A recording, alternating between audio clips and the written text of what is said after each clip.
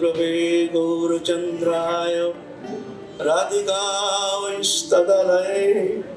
कृष्णाय कृष्ण भक्ताय तद्भक्ताय नमो नमः। समस्त श्रोतार करी चरण बंधन जहाँ वही विघ्नाश अभिष्ट पूर्ण। समय कम है, क्या बोलेंगे?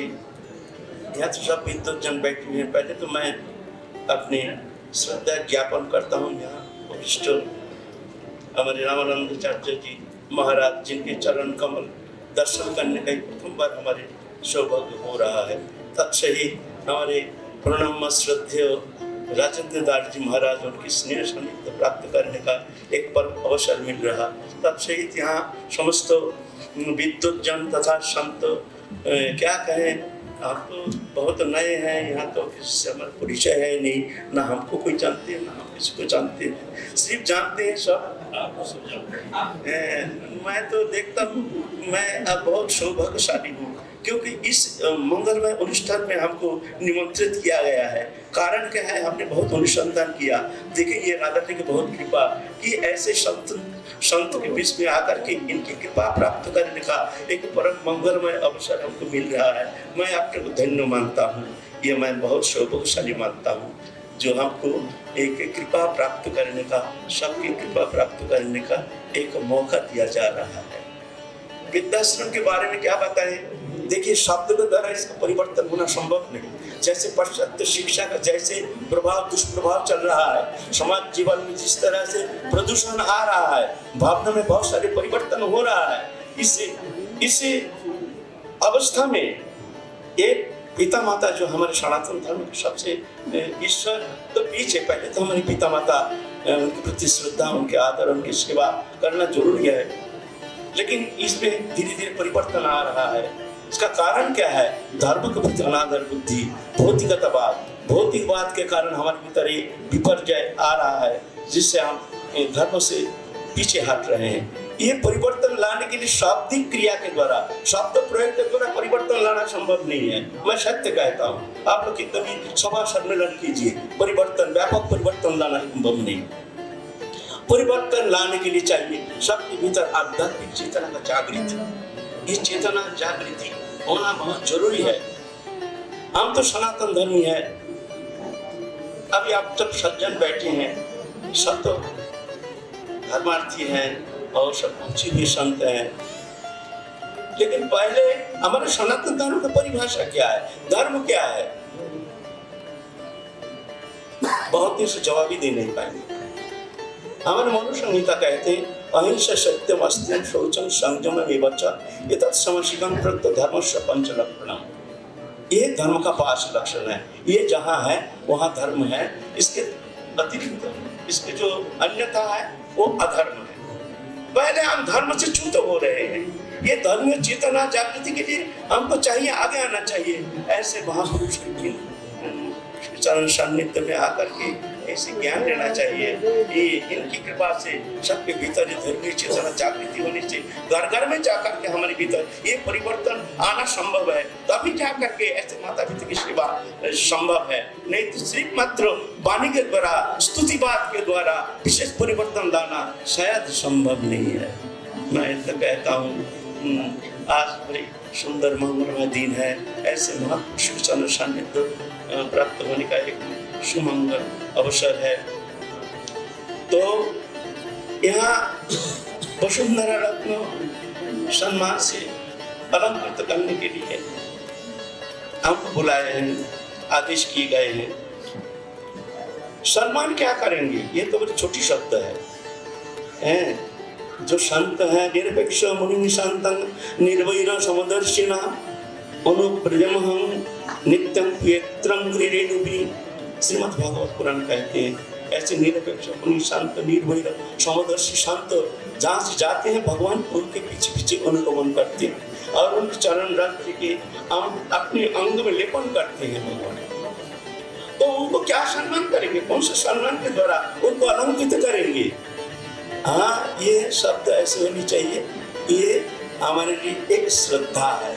संत के लिए हम एक श्रद्धा निवेदन करते हैं। अच्छा है, बहुत सुंदर है। हमको सब चाहिए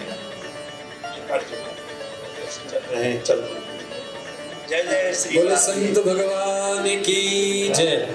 पूज्य महाराज श्री ने दिव्य संदेश हम सभी को प्रदान किया। वस्तुतः ये सच है, सर्वप्रथम मातृदेवो भव। सर्वप्रथम हम सभी भगवान को बाद में पूछते हैं, पहले माँ के चरणों में प्रणाम करते हुए अपने जीवन को धन्य बनाते हैं। वही परंपरा आज भी अगर चालू रहे तो ये किसी भी वृद्धाश्रम की आवश्यकता नहीं, ये धीरे धीरे करके अभिशाप के रूप में बढ़ता चला जा रहा है। पूज्य महाराज श्री ने धर्म का अद्भुत व्याख्यान किया मनु महाराज के शब्दों में। अनंत विभूषित हम सभी को सदैव मार्गदर्शन देते रहते हैं। धर्म की ध्वजा को जिन्होंने पूरे विश्व में प्रवाहित किया है, मलुक पीठाधीश्वर श्रीमद जगतगुरु पूज्यपाद श्री राजेंद्र दास देवाचार्य जी महाराज जी के श्री चरण कमलों में बार बार प्रणति निवेदन करते हुए, करबद्ध प्रार्थना करते हुए आग्रह करेंगे कि हम सभी को आप आशीर्वचन और इसी के साथ जो ये इस संस्था का एक विचार है उस पर अपना हम सभी को आशीर्वाद प्रदान करें। पूज्य महाराज श्रीमते रामचंद्राय नमः। प्रहलाद नारद पराशर पुंडरीक व्यासांबरीश शुक शौनक भीष्म गाल्भ्यां रुक्मांगदार्जुन वशिष्ठ विभीषणादीन भाई साइड हो। इमान् परम भागवतान् नमामि। वाञ्छाकल्पतरुभ्यश्च कृपा सिन्धुभ्यैव च पतितानां पावनेभ्यो वैष्णवेभ्यो नमो नमः। सीतानाथ समारंभां श्रीरामानन्दार्य मध्यमाम् अस्मदाचार्य पर्यन्तां वन्दे गुरुपरम्पराम्।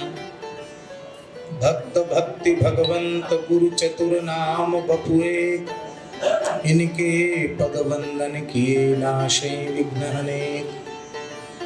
गोविंद जय जय गोपाल जय जय गोविंद जय जय गोपाल जय जय राधा रमण हरि गोविंद जय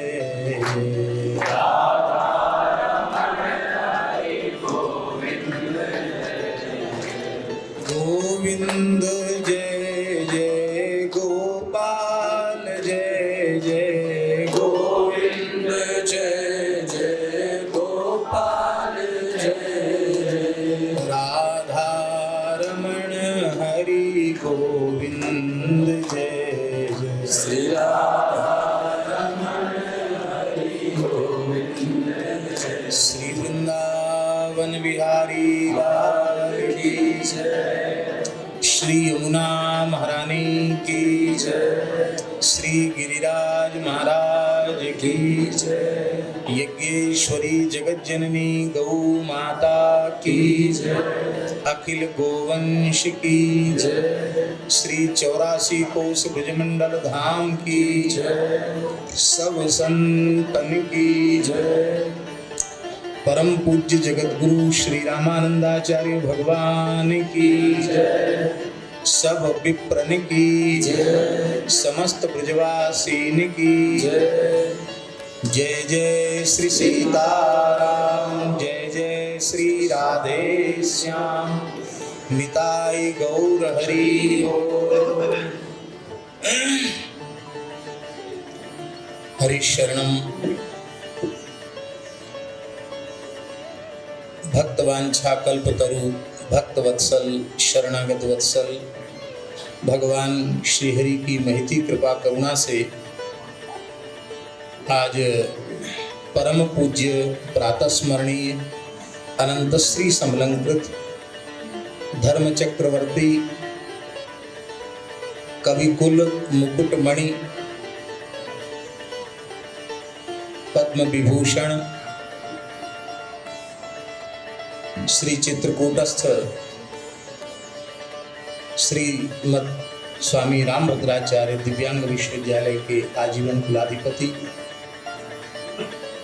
हम सबके अभिभावक, संरक्षक,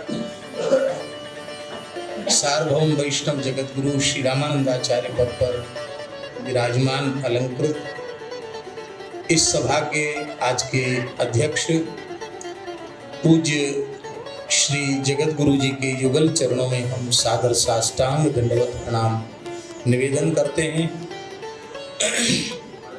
हमारे ब्रज की विशिष्टतम विभूति जो श्री नाम रूप लीला धाम निश्चय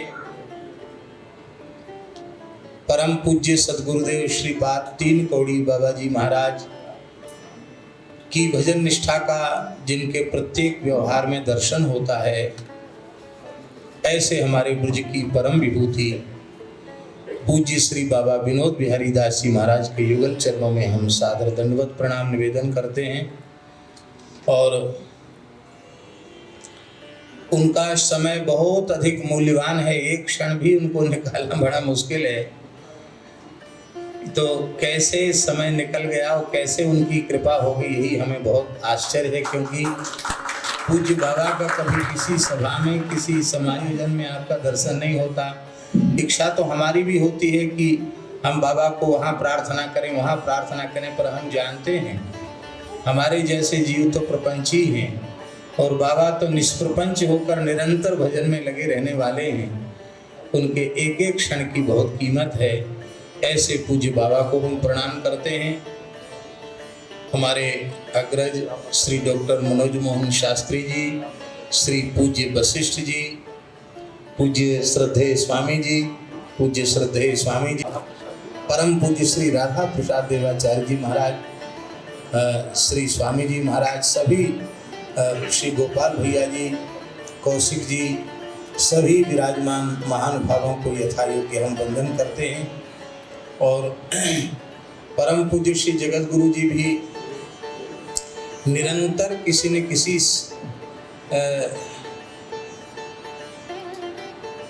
सनातन धर्म की अनुपम अद्भुत सेवा में लगे रहते हैं। महाराज जी का भी समय इतना मूल्यवान है, रात्रि को 2 बजे से लेकर के और प्रातःकाल 10 बजे तक तो आपका साधन का समय रहता है और फिर पूरा समय ही साधन में ही जाता है।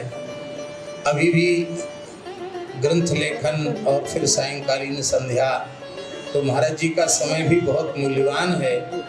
महाराज जी के अध्यक्षीय आशीर्वचन में ही सब कुछ हम सब लोगों को प्राप्त हो जाएगा।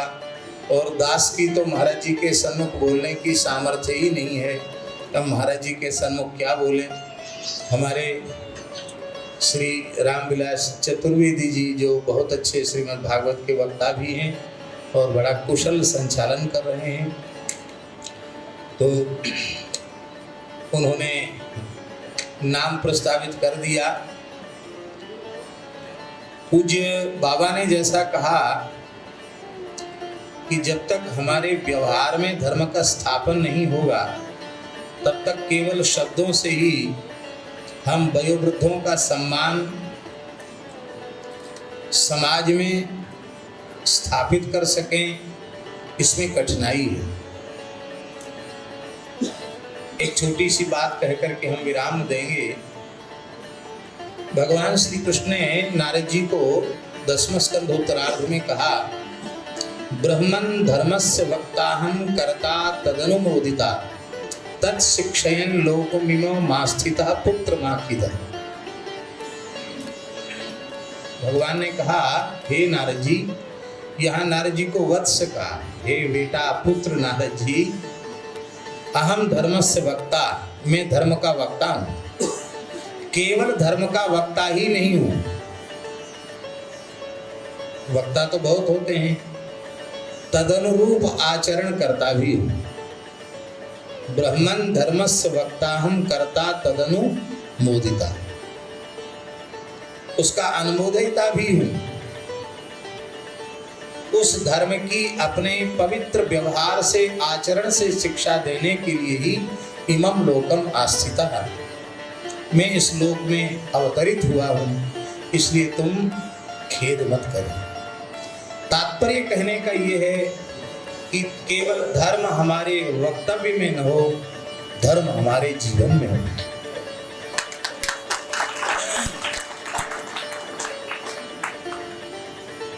भगवान श्री कृष्ण ने कंस वध के पश्चात अपने पिता माता वसुदेव देवकी के चरणों में जब प्रणाम किया तो भगवान ने यही बात कही, सर्वार्थ संभवो देहो जनिता पोषितो यतः, पुरुषार्थ चतुष्टय की सिद्धि का साधन जो शरीर है, उस शरीर की प्राप्ति में माता पिता की महत्वपूर्ण भूमिका है। जनिता, उन्होंने इसे उत्पन्न भी किया है, और पोषिता, पालन पोषण भी किया है। केवल उत्पन्न ही नहीं किया, पालन पोषण भी किया है। तो उन पिता माता की सेवा से सैकड़ों वर्षों तक भी सेवा करते रहने पर भी पिता माता के उपकार से संतान पूर्ण नहीं हो सकती। काशी में मणिकर्णिका में एक मंदिर है जो गंगा जी में आधा धंसा हुआ है। उसके संबंध में हमने सुना है कि मंदिर निर्माता ने कहा कि ये संकल्प करो कि हम मातृ ऋण से मुक्त होने के लिए ये शिव मंदिर की स्थापना कर रहे हैं। तो जैसे ही मातृ ऋण से मुक्ति का संकल्प लेकर के जल छोड़ा तो बहुत सुंदर मंदिर बना हुआ है, पत्थर का, प्राचीन तीर्थ है। मंदिर गंगा जी में धंस गया। किसी भी शुभ कर्म में मातृ पितृ ऋण से मुक्ति प्रदान करने की सामर्थ्य नहीं है। यह बात समाज में स्थापित हो, वृद्धों का सम्मान हो, आदर हो, उसके लिए सबसे पहली आवश्यकता यह है कि जितने भी आस्तिक धार्मिक समाज के लोग हैं वे स्वयं निश्चय करें और ऐसी प्रतिज्ञा करें कि हम अपने वृद्धों का सम्मान स्वयं करेंगे। देखिए, हमारे वृद्ध होने पर हमारी संतान हमारा सम्मान क्यों नहीं करती है? उसका कारण यह है कि हमने अपनी संतान को शिक्षा देने के लिए उनके सामने अपने वृद्धों का सम्मान नहीं किया। जब हमने अपने वृद्धों का सम्मान नहीं किया तो हमारी संतान हमारे वृद्ध होने पर हमारा सम्मान कैसे करेगी? इसलिए सबसे पहले तो ये निश्चय होना चाहिए कि हम स्वयं वृद्धों का सम्मान करना आरंभ कर दें।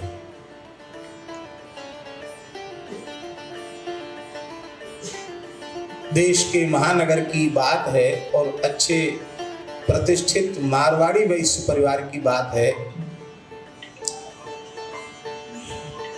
महानगर का नाम लेने से और व्यक्ति का नाम लेने से अच्छा नहीं है।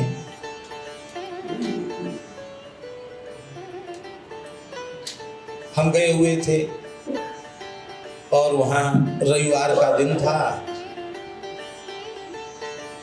थोड़ी देर के लिए सत्संग रखा गया था। तो वहां सत्संग के बाद हमने देखा कि कोई जब डॉक्टर आए हैं, नर्स आई हैं, एक कक्ष में प्रवेश किया, फिर वो जाने लगे। तो मैंने उन महानुभाव से पूछा कि घर में कोई अस्वस्थ है? तो उन्हें बड़ी उपेक्षा पूर्वक कहा, अरे क्या करें महाराज, हमारे पिताजी हैं, अब इनकी मुक्ति भी नहीं होती है, बहुत दिन हो गए पड़े पड़े, बिस्तर पकड़ लिया है,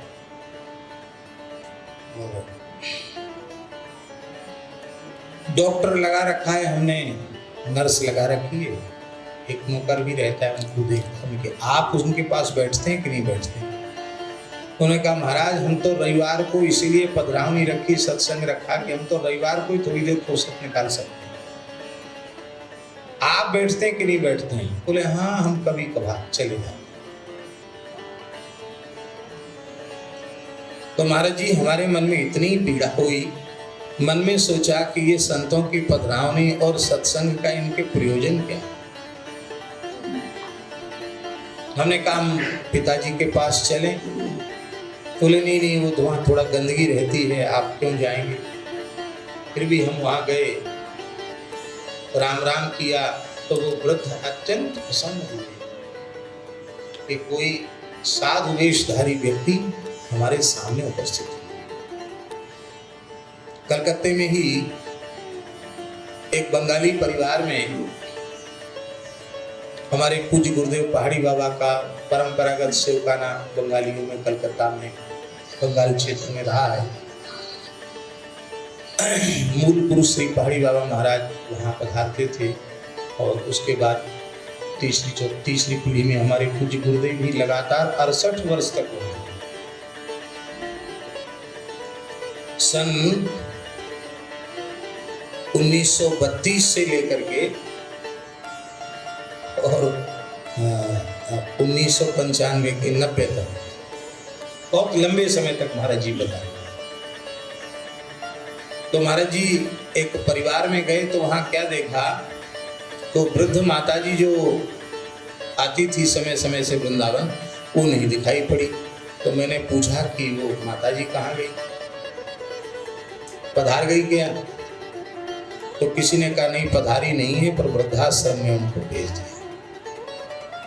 अच्छे सुखी संपन्न परिवार की बात है, वृद्धाश्रम में क्यों भेज दिया? तो उन व्यक्ति ने कहा कि हमारी पत्नी की और हमारी माता जी की आपस में पटती नहीं, बहुत झगड़ा होता था। अंत में हमने यही निश्चय किया कि माता जी को वहाँ भेज दें।